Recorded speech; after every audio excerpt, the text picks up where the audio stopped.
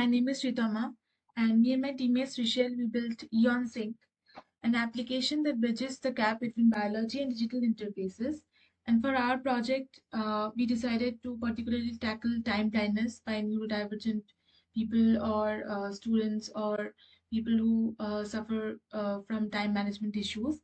And we used chronoception, which is a new human sense, which is how our brain perceives time or the subjective perception of time. And when we built this, we realized, or we researched actually, we came across the temporal delta equation, which represents phase offset between our internal biological rhythm and the external solar cycle, and which is the equation we used while building the app. Also, the speculation in this design tool is that by the time this tool is built, we'll be able to use the biomirroring framework where the cognitive functions of the brain will be able to be mapped and used in the app through sensors or trackers or wearable devices. And that is how the app will function better. So, coming to the workings of the app, like on the we can see a notification, which is where we can see that our social battery is at the lowest and it is critical, and I'm drifting right now, and my solar ring and bio ring are completely misaligned. And right now, the UI, this is the chronoception map, and the chronoception map is flatlining. It is a reflection of our fading mental presence. So it is like the worst at this point. And the notification from the app is to reset this and take a moment for myself to take a break. So that is what we are going to do right now.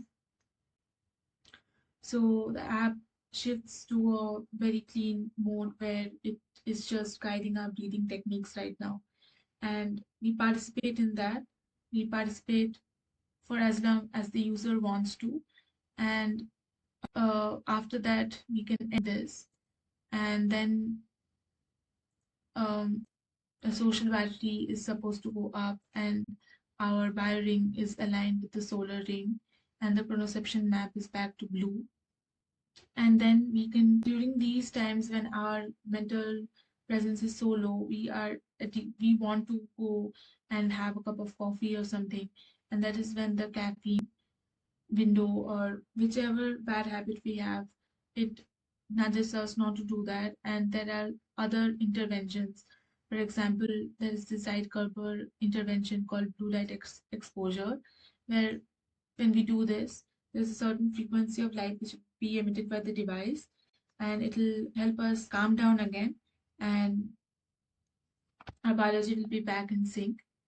And then there's this haptic feedback mode where a device will collect data from our body and it'll help us be more in sync with the natural rhythm.